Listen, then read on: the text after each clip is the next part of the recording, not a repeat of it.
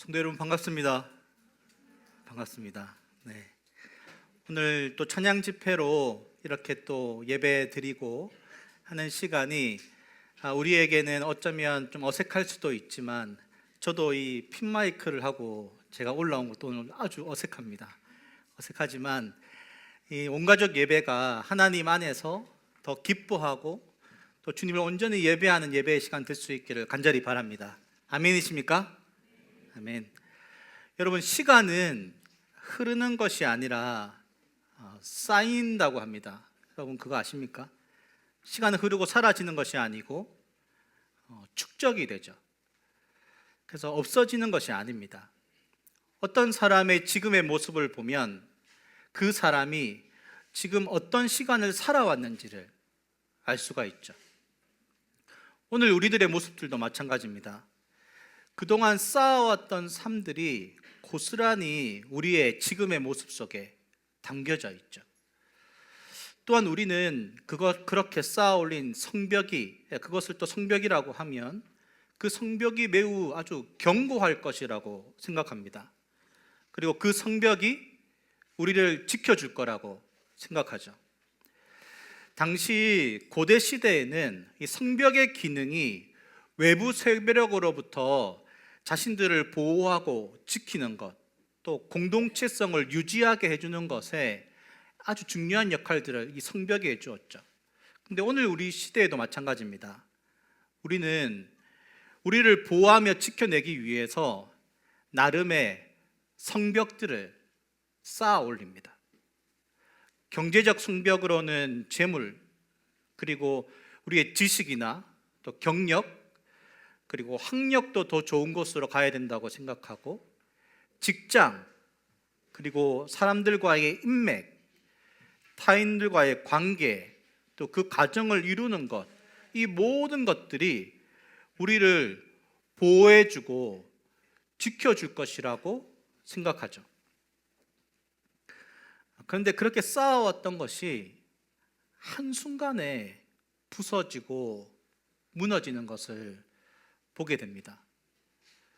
내가 그동안 쌓아왔던 재물이라든지, 또 내가 가졌던 커리어, 또 직장, 또 내가 의지했던 정말 가정, 가족도, 우리가 그동안 의지했던 많은 성벽들이 한순간에 무너지는 것을 경험할 때가 있죠.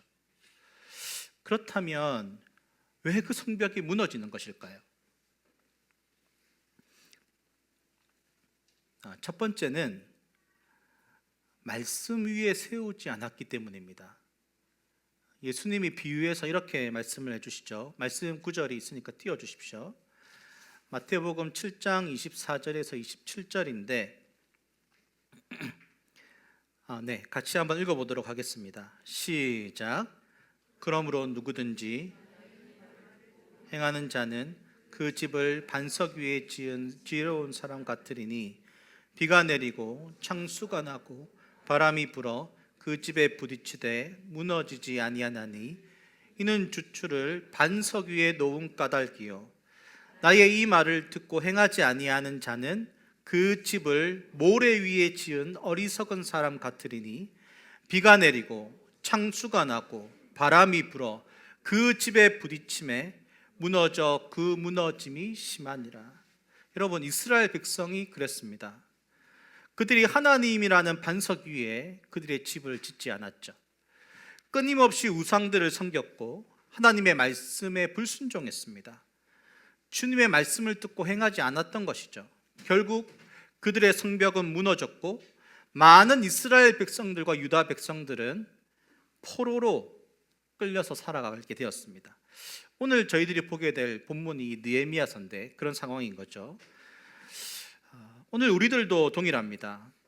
우리들의 삶에 오늘 아까 마태복음 말씀과 같이 비가 내리고 바람이 불어 우리의 삶을 흔드는 것입니다. 이런 삶들은 모두에게 있죠. 하지만 비가 내리고 그리고 흔드는 그 삶 가운데 흔들리는 삶이 있지만 흔들리지 않는 삶도 있습니다. 불안한 삶이 있고 불안하지 않은 삶이 있습니다. 그 삶의 인생이 말씀에 붙들려 있을 때 흔들리지 않습니다. 불안하지 않죠.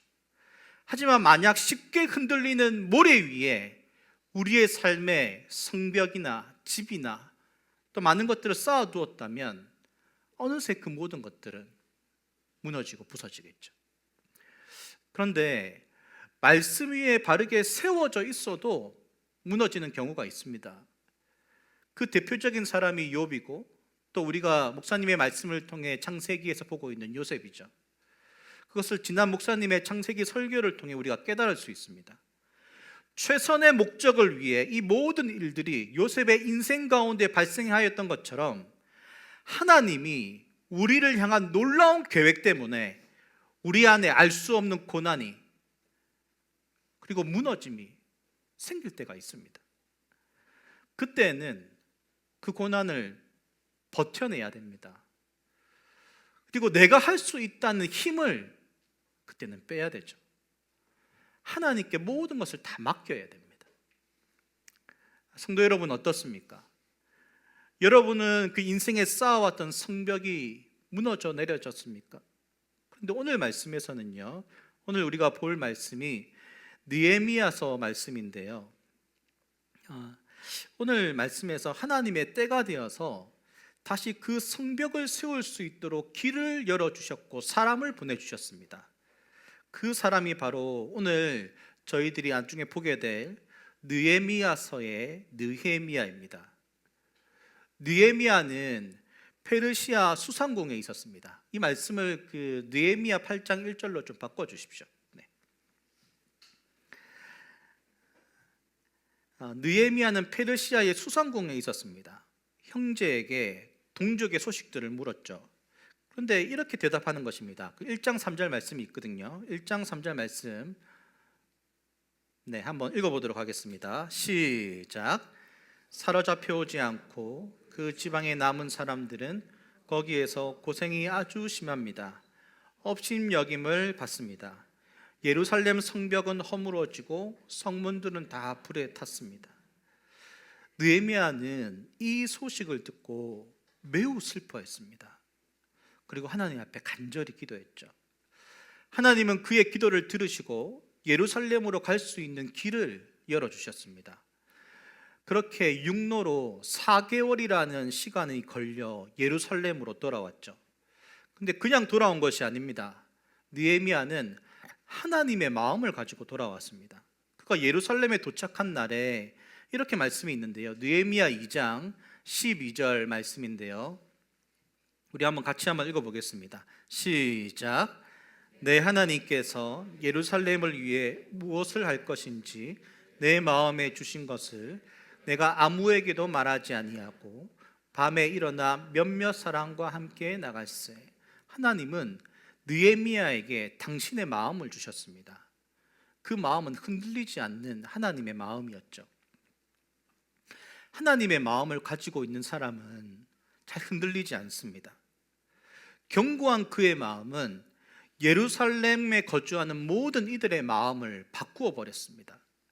느헤미야를 통해 하나님은 성벽을 온전히 세우기를 원하셨고 성벽을 재건하는 중 어려움들이 있었지만 부서지고 불타고 무너진 성벽을 많은 백성들과 함께 52일 만에 성벽을 완공했습니다.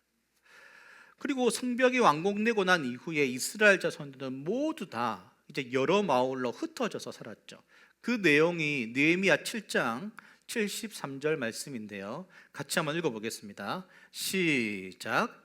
제사장들과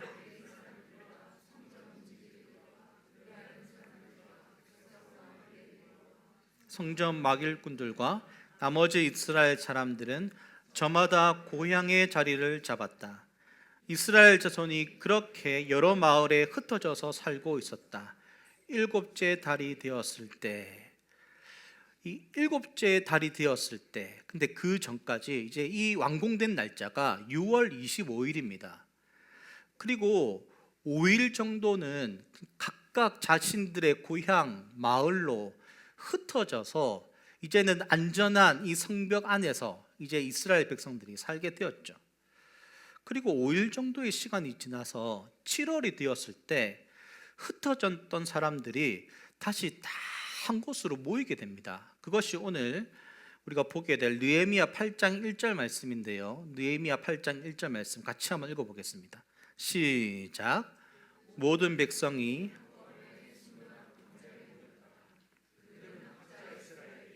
주님께서 이스라엘에게 명하신 모세의 율법책을 가지고 오라고 청하였다. 여러분, 7월은 이스라엘 백성에게는 아주 중요한 절기, 어쩌면 이제 명절 같은 중요한 날들이 있는 달들입니다. 그런데 지금 이스라엘 백성들이, 모든 백성이 한꺼번에 수문학 광장에 모였다고 했잖아요. 단지 그것 때문에 모인 것이 아닙니다. 흩어졌던 이스라엘 백성들 안에 채워지지 않는 공허함들이 있었습니다. 성벽이라는 외형적인 것은 완성되었고 너무 기뻤습니다. 그리고 그들은 흩어져 고향 마을로 돌아갔지만 그들 안에는 모두 다 함께 느낄 수 있는 무엇인가 알지 못하는 그 공허함이 있는 거죠. 성벽은 완공되었는데 우리가 왜 이곳에 존재하고 있는지, 무엇을 위해 살아야 하는지, 왜 우리는 지금까지 이렇게 고통 가운데 있어야 됐는지, 앞으로는 우리가 어떠한 방향으로 살아가야 될지, 눈에 보이는 외형적인 성벽이 아니라 그들 마음 안에 수많은 질문과 함께 그들의 삶을 이어줄 참된 성벽, 성전이 여전히 세워지지 않았다는 것을 그 시간 깨달았던 것입니다. 그 갈급함, 그 간절한 마음이 어디로 향하였을까요? 모든 답을 해주고 있는 말씀, 그들이 그동안 외면했던 말씀, 그 말씀으로 향해야 한다는 마음이 그들 가운데 다시 모이게 된 것입니다. 그들 안에는요, 말씀에 대한 갈급함이 있었습니다. 말씀을 듣고 싶었습니다. 그런데 당시 이 말씀이요, 모세오경을 말하는 것인데 개개인이 가지고 있지 못했습니다. 오늘 우리들이 모두 다 성경을 가지고 있는 것처럼 개개인이 가지고 있는 것이 아니고 양피지나 파피루스에 적혀져 있고 학자들이 보관을 했죠. 그리고 이스라엘 백성들은 지금 이 상황이 바벨론 포로의 70년의 포로를 겪고 고국으로 돌아왔습니다. 그러니까 그들의 일상의 말이 히브리어 말이 아니에요. 아람어, 그 페르시아 말이었습니다. 그러니까 그들이 그 말씀을 들어도, 히브리어 말을 들어도 무슨 말인지 정확하게 이해하지를 못하는 것입니다. 깨닫는데 어려움이 있었죠. 그렇기 때문에 그들은 학자 에스라에게 요청한 것입니다. 말씀에 능통하고 말씀을 이해하고 그들의 삶에 말씀을 풀어내줄 에스라에게 우리에게 말씀을 전해주십시오. 말씀을 전해주십시오. 말씀을 요청한 것입니다. 말씀을 통해 그들의 정체성과 삶의 기준을, 그리고 참된 성벽, 그 삶의 기준을 바르게 그들은 세우기를 원했던 것이죠. 그리고 그 말씀을 청한 그 내용이 오늘 느헤미야 8장 2절, 3절, 8절이 나오는데요. 우리 한번 읽어보도록 하겠습니다. 시작. 일곱째 달 초하루에 에스라 제사장은 율법책을 가지고 회중 앞에 나왔다. 거기에는 남자든 여자든 알아들을 만한 사람은 모두 나와 있었다. 그는 수문학 광장에서 남자든 여자든 알아들을 만한 모든 사람에게 새벽부터 정오까지 큰 소리로 율법책을 읽어주었다. 백성은 모두 율법책에 읽는 소리에 귀를 기울였다. 그리고 8절 읽어주십시오. 같이 읽겠습니다. 시작. 하나님의 율법책이 낭독될 때에 그들이 통역을 하고 뜻을 밝혀주며 설명하여 주었으므로 백성은 내용을 잘 알아들을 수 있었다. 그들은 말씀을 요청했습니다. 모든 이들이 수문학 광장에서 에스라가 나오기만을 기다렸습니다. 그리고 율법책을 새벽부터 정오까지 대략 6시간입니다. 그리고 그들이 앉아서 들은 것도 아닙니다. 다 서서 그 말씀을 해석해주고 읽어주며 깨닫게 하여 주셨습니다. 근데 그때 9절에 그들의 반응이 나오는데요, 9절 말씀이 이렇게 나옵니다. 우리 같이 한번 읽어보겠습니다. 시작. 백성은 율법의 말씀을 들으면서 모두 울었다. 여기서 이 울었다라는 단어는 잠깐 운 것을 말한 것이 아닙니다. 끊임없이 흐느끼면서 울었습니다. 왜요? 모세오경의 이스라엘 백성들의 정체성, 그리고 자신들의 조상들이 이 가나안 땅으로 오기까지의 여정, 그들의 삶을 향한 하나님의 놀라운 계획이 그 안에 담겨져 있는 것입니다. 그런데 그 말씀을 들으면서 그들의 지나온 삶들을 되돌아보았습니다. 어디서부터 잘못되었는지, 무엇을 고쳐야 하는지, 나의 삶 안에 있는 수많은 문제 앞에 말씀은 하나씩 하나씩 나의 마음을 찌르기 시작하는 것입니다. 왜 이스라엘 백성들이 포로로 70년간 이렇게 고통 가운데 있었어야 되는지, 하나님은 한 사람 한 사람의 마음에 말씀으로 명확하게 말씀하여 주셨고, 그들은 듣는 내내 모든 회중 안에 흐느낌과 회개와 탄식의 눈물이 범벅이 되어 갔습니다. 그들의 눈물은 회개의 눈물이었던 것이죠. 하지만 그것만이 아니었습니다. 52일 동안 성벽이 재건되며 여전히 우리를 포기하지 않으시고 그들의 삶을 돌보시며 지금도 살아 역사하시는, 우리와 함께하고 계시는 그 하나님을 모세오경의 말씀을 들으며 그들은 깨달을 수 있었던 것입니다. 그렇기 때문에 그들이 흘린 눈물은 사랑의 눈물이었습니다.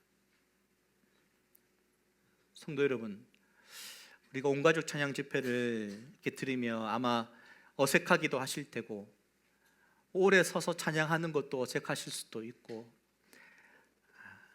그런데 제가 오늘 이 찬양 집회를 준비하며 또 이 말씀으로 우리를 권면하신 이유는 저는 단 하나라고 생각합니다. 성도 여러분의 삶에 여러분들이 쌓아 올렸던 성벽들이 무너져 내려졌습니까? 쌓아 올리는 것은 너무나 어려웠지만 여러분, 무너지는 것은 단 한순간입니다. 어떻게 그것을 다시 회복하며 일어서게 할 수 있을까요? 방법은 하나입니다. 말씀을 요청하십시오. 말씀이 오늘 우리를 다시 새롭게 할 것입니다. 여러분 믿으십니까? 여러분, 말씀을 요청하십시오. 말씀이 지나온 삶의 시간들을 새롭게 보게 할 것입니다. 여러분, 말씀을 요청하십시오. 말씀이 우리의 삶들을 붙들어 줄 것입니다. 말씀을 요청하십시오. 말씀 속에 하나님의 인도하심을 경험하게 될 것입니다. 여러분, 다른 방법이 없습니다. 하나님이 우리에게 주신 그 말씀, 우리가 소홀하게 여기고 그냥 아무렇지도 않게 생각하는 그 말씀, 그 안에 모든 것이 다 담겨져 있습니다. 그 말씀을 요청하는 우리 한수교회가 될 수 있기를 간절히 소원합니다. 여러분, 말씀을 붙드십시오. 말씀을 요청하십시오. 여러분의 자녀에게 말씀을 요청하십시오. 우리 모두에게 말씀을 요청하는 그런 은혜가 있기를 간절히 소원합니다. 우리 한번 이 시간 찬양 한번 함께 했으면 좋겠습니다. 찬양팀 앞으로 나와 주시고요.